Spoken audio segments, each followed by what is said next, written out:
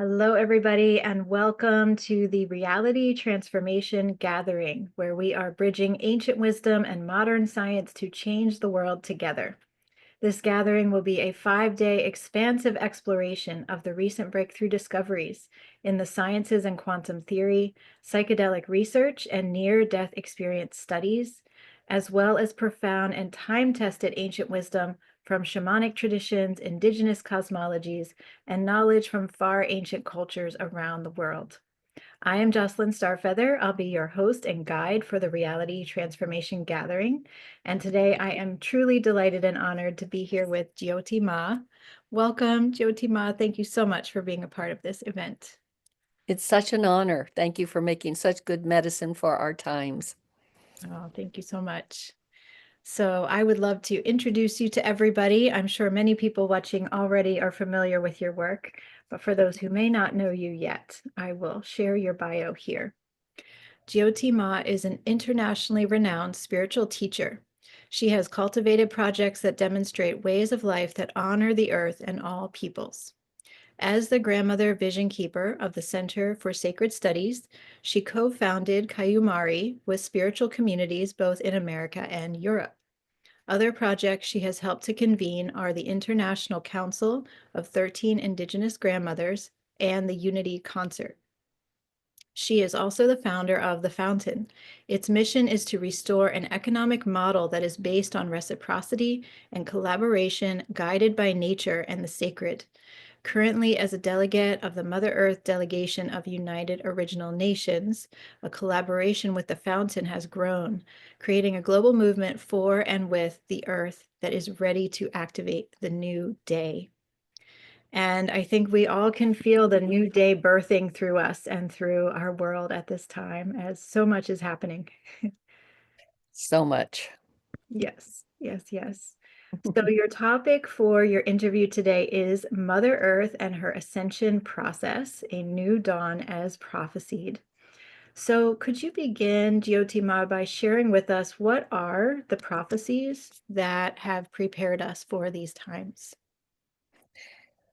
Well, the prophecies come from many nations and many spiritual pathways, and they all are speaking to this moment we're poised in right now, this great moment of choice on our planet for the human species, particularly because the Mother Earth is going through her sixth extinction, which means that she's been through this great turning moment 5 times before.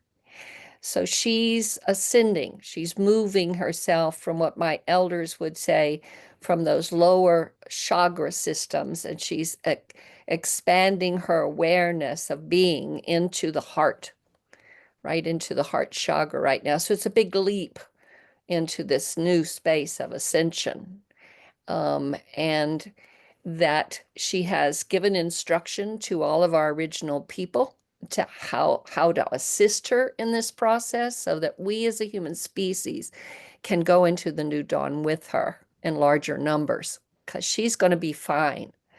But we've got to really recognize and embrace this moment we're in. And the prophecies prepared us for the moment we're in, and they are now instructing us. And the ones I can share the best about has to do with 2 prophecy lines that I have been aware of and one in full service to. The first one is the eagle condor prophecy.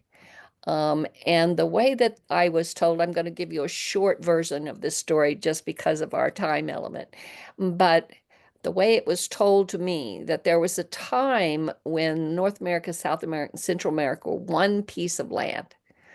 And there was a great shift in Mother Earth.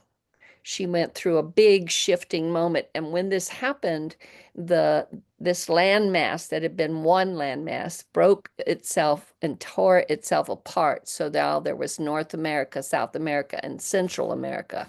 It was at that time that the eagle and the condor went into flight. The eagle was of the north, and they said that it would work with the elements of fire and air, the elements of our mind, bringing things into this creation. The condor was activating the element of heart, They said there would come a time when the eagle would almost overpower the heart, and at that moment they would start flying together. And when that moment came, we would know that we were moving towards and into the new dawn. And the new dawn is spoken to me by another set of stories. The new dawn is when I was on pilgrimage in India. I went over there and studied with my teacher for some time, and I went on a private pilgrimage by myself. And as I moved into many of the sacred places over there, there'd be a clock on the wall. And the clock on the wall would show from 12 to 1 being 2,500 years, and from 1 to 2, another 2,500 years. And so it would go all the way around the clock for 26,000-year cycle. And the very last sliver of that cycle in India, they call the Kali Yuga. The Kali Yuga is when the ending is coming of this 26,000-year cycle, and the beginning is opening to the next 26,000-year cycle. They say the one we're leaving was about teaching us about separation, understanding our diversity, understanding that we had different languages and different cultures and different dress and different ways of thinking and speaking, different traditional ways of holding all this space. This would be our understanding of our diversity. Now we're moving into the next cycle, which is about our understanding of unity, so that we come back to an original way of holding life where all life is sacred and we live in our oneness, in our presence of oneness. So the Eagle Condor prophecy tells us that about this time that the Kali Yuga is speaking to. And I just found out, and I need to research it and get more information, but I was just told that March the 29th will end the Kali Yuga. Now, what all that means, I don't know, but you might want to Google it for yourselves, because I think there's a teacher out of India that's coming to speak about it, or just spoke about it over the weekend, actually, so you can find out more information on your own. So the Eagle Condor prophecy says that the ending will fall into the beginning in 2026, and that we must watch the ending as it falls down so we stay informed, but to stay focused on that which is breaking through. And that which is breaking through will be carried by those individuals, organizations, and movements that are based on original principles. The original principles of the earth, which are collaboration, reciprocity, unity, heart, love, compassion, tolerance. All life is sacred. These are her original principles, and there are more like that, honored by all nations of our original people globally.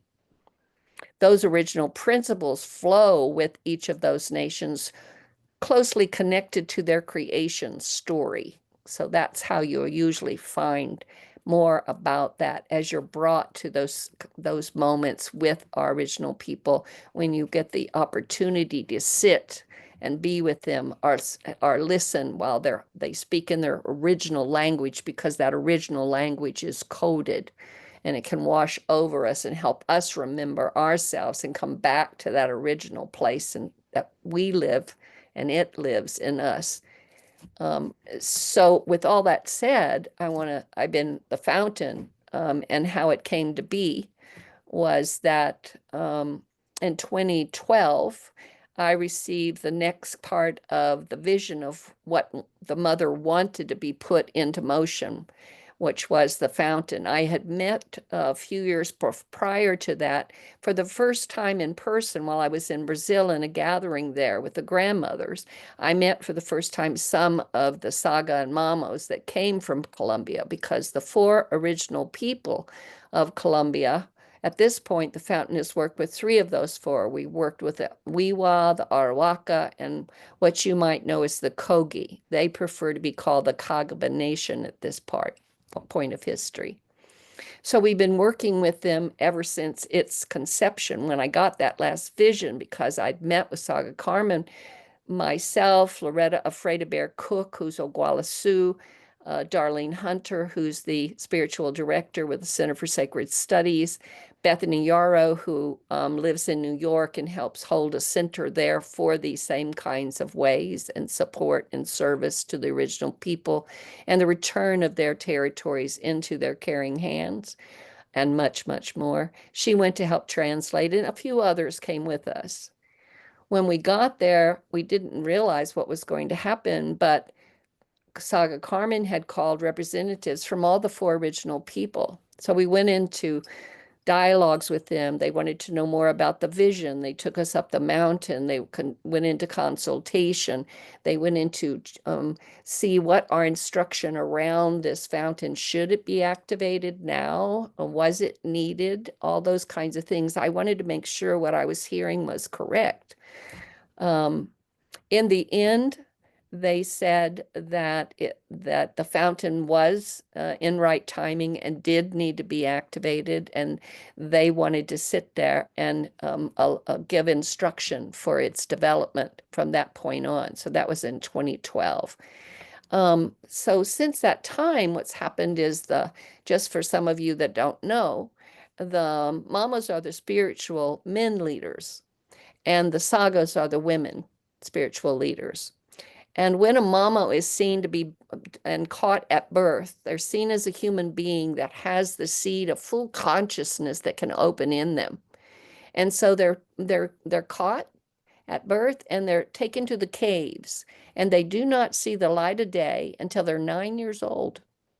At 9 years old, they go through a set of exams to see if that seed of consciousness is fully opened. And if not, they go back in the caves till they're 18.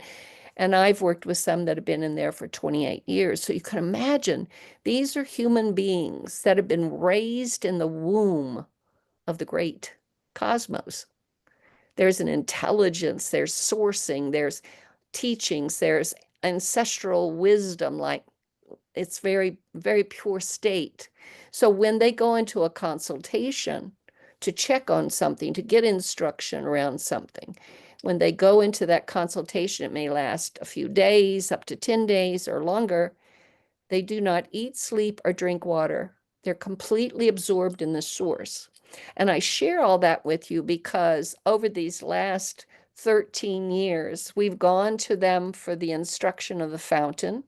They've gone into consultation. They've received that instruction and brought it to us. And our very small team has walked it out.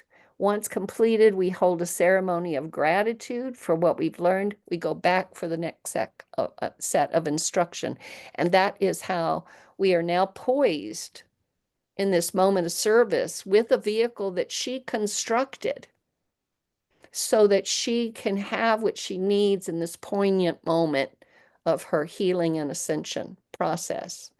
And so in 2013, several of there was probably 100 of us that came from different places around the world, mostly indigenous, that came and to sit because the Kagaba had called us there because they said they were opening up the next part of this prophecy that would prepare us.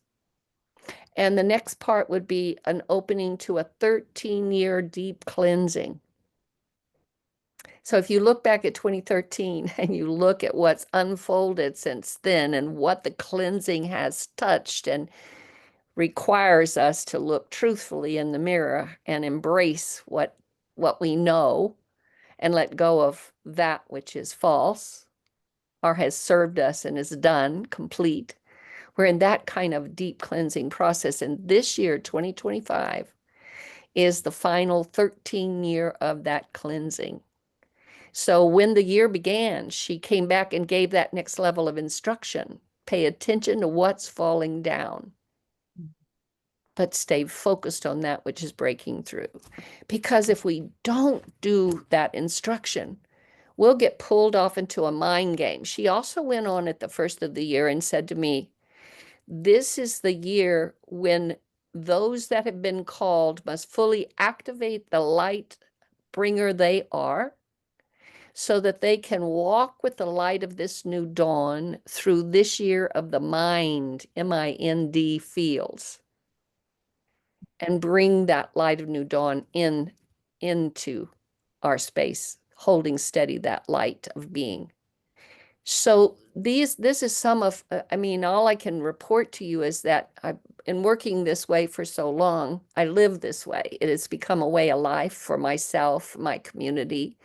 We are the walking original principles. We can't intellectualize them anymore. We must embody them and be them. That is how we ground this light of being, the new dawn, in our times. So it's a big choice point when our human species is really asked to pay attention and to wake themselves fully so we can make that choice together. She put out a film, which was part of the instruction of all this era too. It was called Mother's Message. You can actually go to my website, thefountain.earth, and there's a button on the front page that says Mother's Message, and you can watch it. It's a difficult message to watch because she's telling us that she can no longer hold the maladies that we continue to put upon her. She must start her process in big movement. She says, and we were actually, the way this came about is we were planning for almost a year to go to the Arctic Assembly in Iceland. And the mamos called me and they said that the mother had said that we needed to activate 4 pillars. The first one would be opened in the north. And so we were able to bring them on board, get more funding, and bring them into this process that had already begun some time before they gave us this call. They went walking across Greenland, laying down pagamentos, these prayers, these earth payments.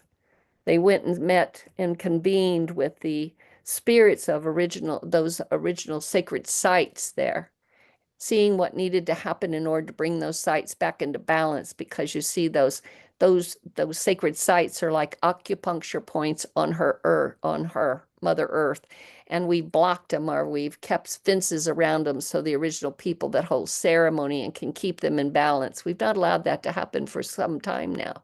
So everything, we wonder why everything's whooshy. Well, this is why. These kinds of things have to be restored, regenerated, you see. So we went across Greenland, and then we went into Iceland that did the same thing. They went into the Arctic Assembly. They brought a message from the mother. And we met after that with the Minister of Agriculture out of Dubai, because there was a world gathering, a COP that was going to be happening in Dubai about a month later. And she wanted them to offer this message up. They went, finished their work laying down the pagamentos in Iceland at the volcano, and they told everyone there, she's about to erupt.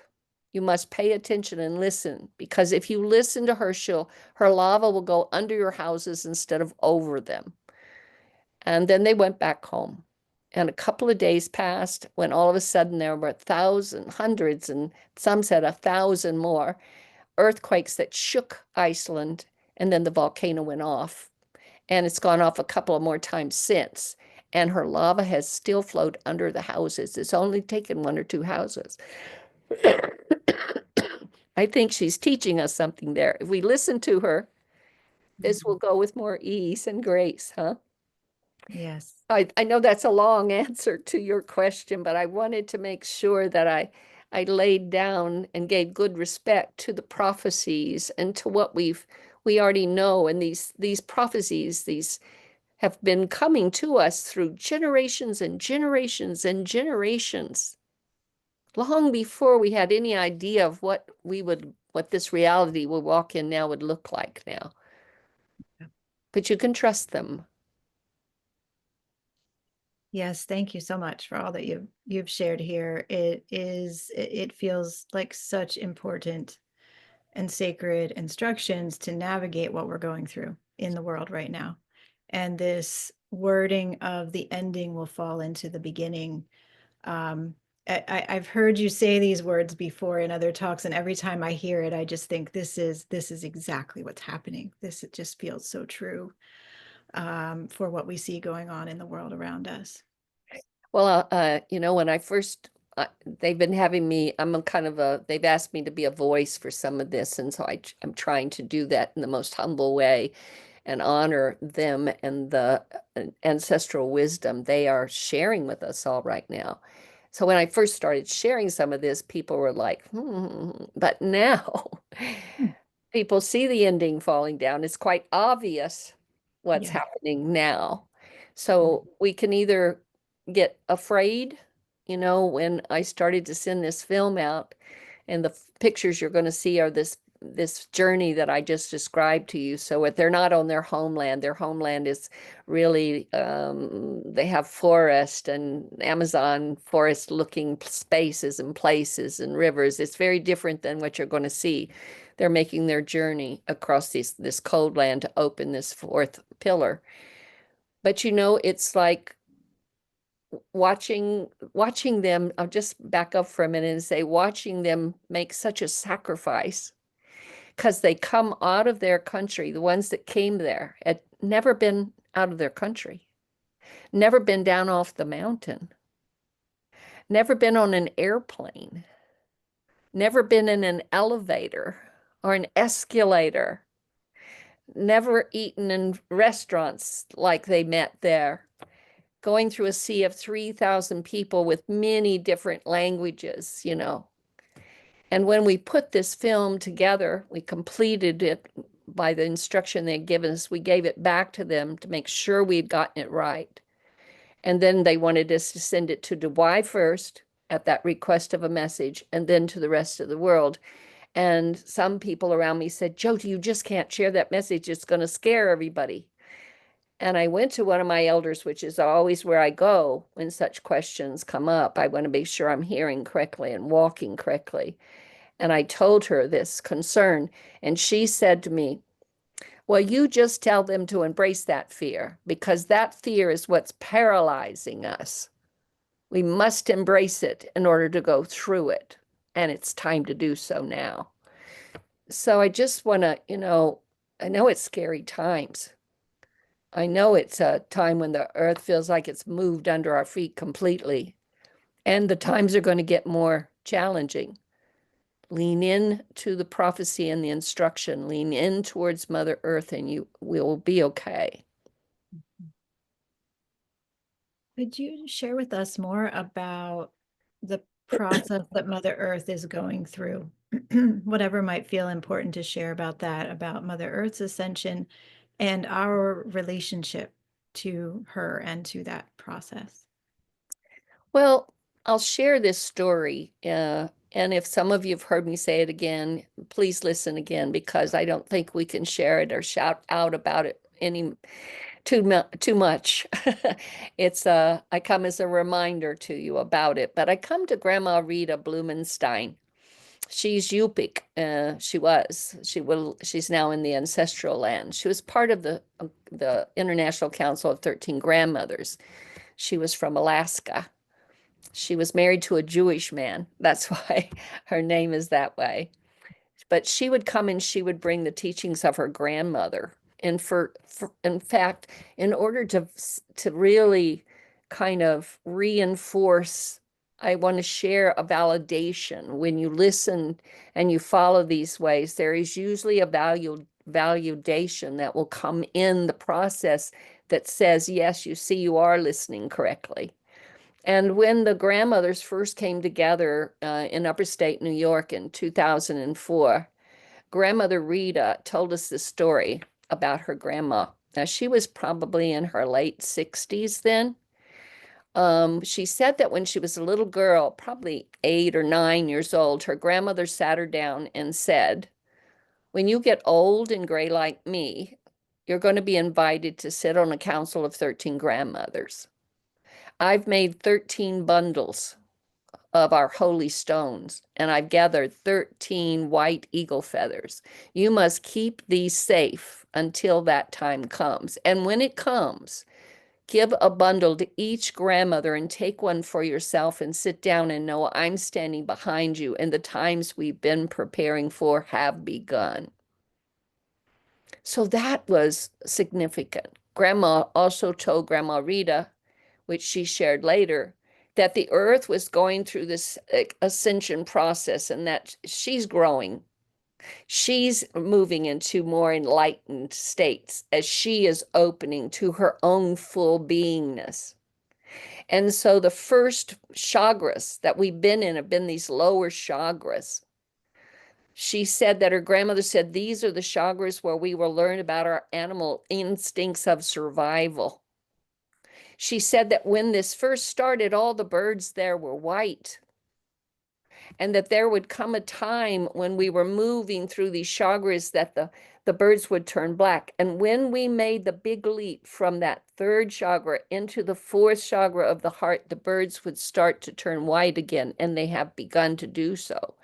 And if you're listening, and many of you are, you've already seen that there are white species presenting itself in many species, like the white buffalo, like the white dolphin. I mean, there are white wolf. There are many, many species that are bringing that white, that albino species forward within their line. So we are in this time we were preparing for, as Grandma Rita's grandmother told us, we are ready for it. We are poised in it now. When we move out of that power chakra, that third chakra, and you can look around the world, it's all about this last stand is happening before the old forms that were created out of our movement. You know, I like to say it's not a time to point fingers and blame and say this, that you got it right, you got it wrong, this is bad, this is good, these kind of things. We're just at the end of a cycle. And it's closing on itself, just like winter does every year for us.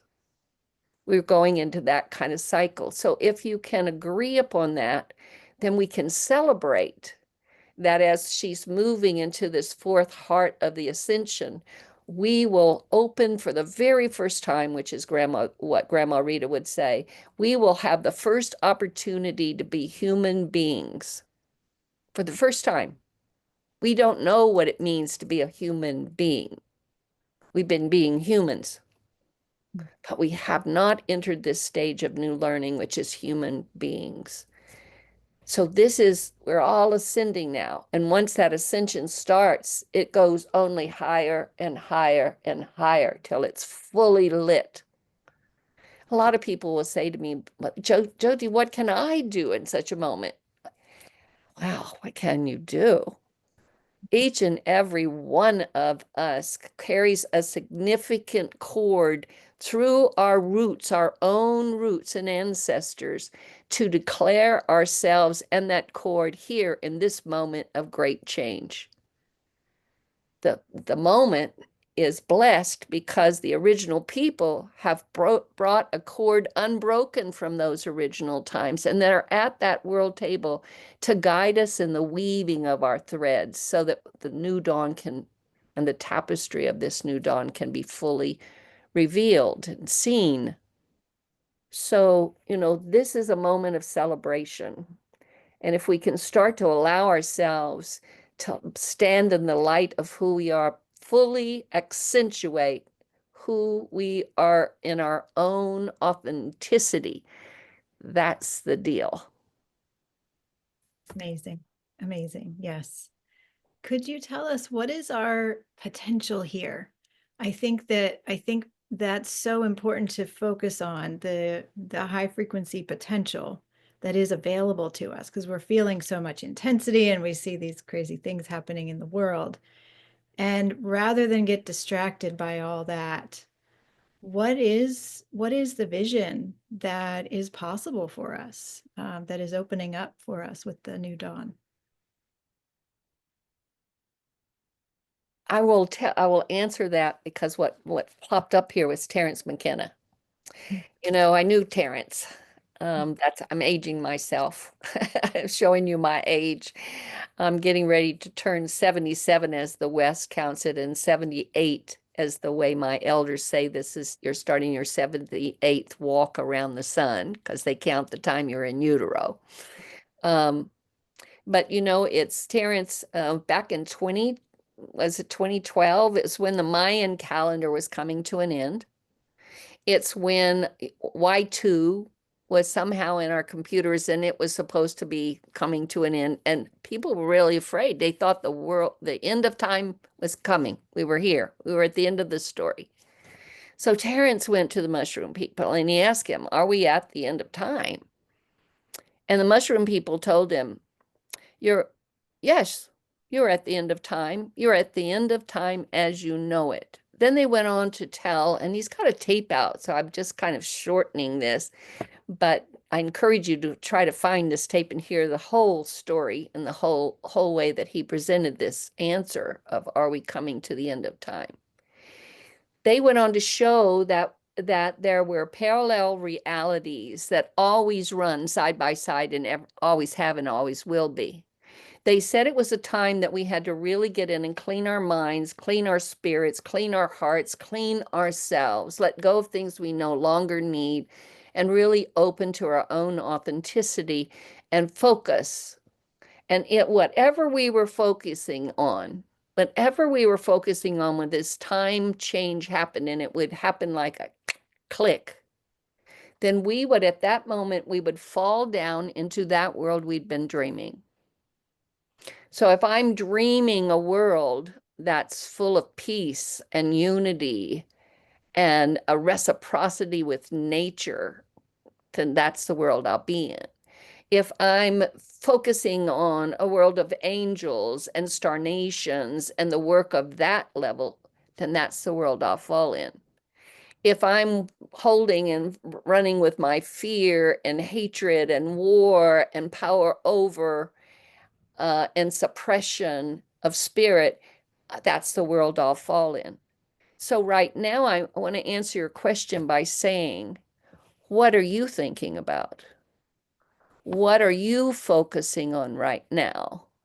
Because that's the world in the making. Yes, that is so important for all of us to know, for all of us to be aware of. Truly, truly, that we are dreaming our reality into being at every moment. And it's coming from inside. You know, your answer to your question won't be from someone telling you from outside. That's a Western old form that's falling down. Mhm. We have to, all spiritual paths agree that when the mind falls into the heart, then we're home. When the mind falls into the heart, then it's in service to the intelligence of love that lives there. And that lights and leads our way. So our work is to do all that our practices bring us, our spiritual practices bring us, the great holy plants and teacher spirits that come to each and every one of us, by different kind of modalities and different forms, even possibly, but they are coming to us. They say that the dolphins, our medicine ways, mushrooms particularly, are all coming at a point in time when the transformation is heavily upon us, so they can help us move through these times. And the whale is changing her song. She changes her song, I'm told by some of my elders, when the new story is emerging. So all of this in nature is all part of what we're dreaming. Yeah. Yes. There's a prophecy about letting go of the shore. I believe it might be a Hopi prophecy. Could you tell us about that one? I heard this prophecy just probably around the same time that our little before, when the mother was having us convene a spiritual, intentionally held village, which we called Kayamari, which you mentioned when you shared about some of my story. And it was said in this prophecy that it was important to let go of the shore so that we would go and be in the center of life's river. And that when we looked around, we would be able to recognize others that had come to let go of the shore and really surrender to her current, if you will, of that life river. And that we were ready and that we were prepared There's much more. I don't have it in front of me, so I don't want to drop pieces, but they went on then to say, do you know where your water is? Do you know how to source yourself with food? They went on to let us know these kind of things we needed to be thinking about right now, in order to be cared for and survive this big transformational impulse that's moving through all of this creation. They say the grandmother that dreamed this creation, blew her first breath, holy breath, into this creation, is still dreaming us now. And she's in a moment of her making, a moment when this new part of the dream is about to emerge and make itself more prominent. But many of us feel it already. The layers are so thin between the seen and the unseen realm. And there is so much darkness and light in the churning of all of creation, for it takes the dark to push the light up and into its new form. And so you've got to really be conscious. You've really got to bring your full presence into every single moment. In fact, she says the spiritual practice that we must do every day is, and every breath is, to stay in the present moment, bring our full presence in the present moment, to have our sacred witness available so it can watch when our mind wants to run ahead and catch fear and bring it back, or when our mind wants to run behind us and catch regret and bring it back. We just touch our hearts when those moments happen and reclaim the present moment. Then we are aligned and know that she will bring everything we need for our own alchemical transformational process. Our choice, will we embrace everything she brings? She may bring challenges. She may bring mystical occurrences beyond your mind and understanding. You don't know what all she'll bring to your present moment, but she knows the alchemy of your process, and she knows what you need in order to generate that process in a strong and full intention and way. So for me, when we got our eyes clear and our ears clear and our mind still, we have everything we need to meet this moment when we fully embrace it and when we fully trust it. And then the alignment is Mother Earth first, then her original people who know how to listen and are in full dialogue and have always been.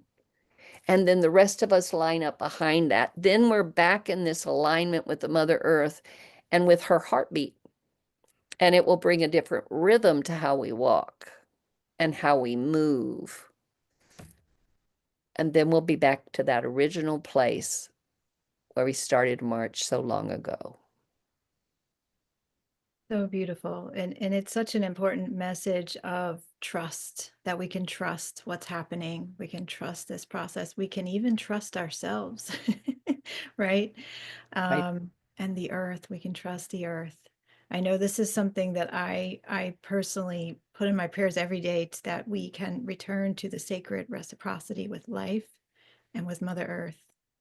And it right. seems like that is the most important thing that we've lost, for, in certain ways, not completely. And the Mm. original peoples, as you've said, have been holding that for us, keeping that intact for us, but that we can fully return to. And we can trust this journey is taking us that way, to the right place. We'll have everything we need Mhm. to stay in the present moment and embrace what she brings you. Mhm. Yeah. Yeah, so beautiful. I've been walking that way for 40 years. Yeah. She initiated me early on with my community and she grew us. When we came together, we felt this vision that was driving us to step out of throwaway society. We really wanted to walk on the earth and understand Mother Law. We wanted to raise our children that way, not disconnected from nature, but have that connection restored and regenerated and live a way of life formed on the foundations of these principles we've been talking about. We didn't know if a whole village of people could dedicate themselves to waking fully up, because we realized that if when I'm unconscious, I harm things. I don't mean to, but I harm things. When I'm conscious, though, I'm awake and I can realize, oop, if I step there, it's going to cause some harm. So I can step more gently. We also wanted to create and cultivate a culture that was kind with awakening, because when you're awakening, it's messy. It's like birth. Baby doesn't come out all shiny and pretty. You have to wash it off. But it's messy and it can be painful, and we feel most vulnerable during these kind of moments. We wanted a kind place that would help us stay focused on that work, to allow it to unfold. And the mother brought us vehicles of service, ways to help us help ourselves and to keep ourselves open and awake and to offer to others. So Center for Sacred Studies has a lot of those tools still available, and still we're offering. So you've got everything you need. Just take a moment and listen deeply and follow your instinct. Trust your instincts right now. Absolutely. Thank you. I have one more question for you, which is, are there any other important messages from the Kogi people that we should know about? I think I've shared most of them with you right now. They're very busy, as are all of our original people. You can go on thefountain.earth and you can see some of the activities that we are helping to serve and helping to support and resourcing. We are in the process right now of putting together a 9-part broken body in Colombia. It will be consisted of 9 land trusts. We kind of started the land trust work there. Much longer story than I can share with you here. But as we did, we landed 2 of those land trusts, and then they came and said, Jyoti, you are restoring a 9-part broken body.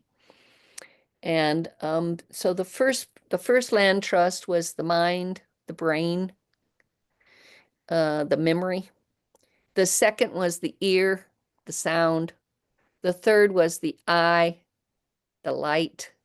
And the fourth, which we've just started working on, is the mouth, the golden tongue.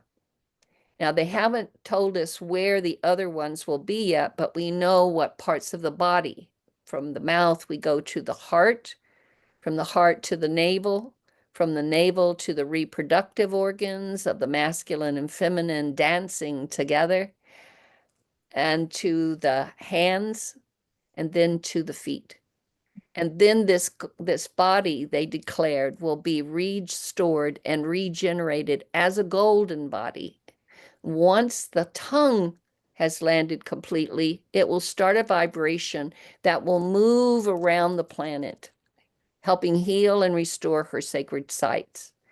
When the full golden body is restored by 2030, then it will vibrate around this whole planet, offering her the healing she needs for this healing and ascension process that we've been talking about here. So I think I think those are some of the biggest messages that are coming out of the Kogi right now. They also took 8 staff that they then took across Colombia. And for 4 years, these staff were passed into the hands of other elders and marched across Colombia up into the mountains to receive the blessing of the masculine spirits, and down into the lakes and valleys to receive the blessing of the feminine spirits. Then they came and they said that in the original days, there were 9 holy staffs that held the coding and the protocol for all of this creation, and only 2 of them are left. And so our 8 went and sat with the father of those staff for 9 months, and then they were brought up to what I call the mamas at the top of the world in the La Sierra, and they went through another set of empowerment process, recognition of the staff, and then we were brought there for them to pass them to us. These 8 staff are holding a grid around the planet, which really now we're just discovering is going to accentuate the need for this ancestral wisdom and teaching and knowledge to be passed through the generations to keep that line unbroken. So these are some of the activities that we're involved with. And we're also working closely with Loretta Freydeberg Cook, because the Black Hills, when you translate that into English out of their wording, it is the heart of everything that is. And so the heart of everything that is, and the heart of the earth, which is what they call the La Sierra in Colombia, that's where we're working closest. This is the heartbeat that is impulsing all of our works and is bringing these kind of messages to all of you today.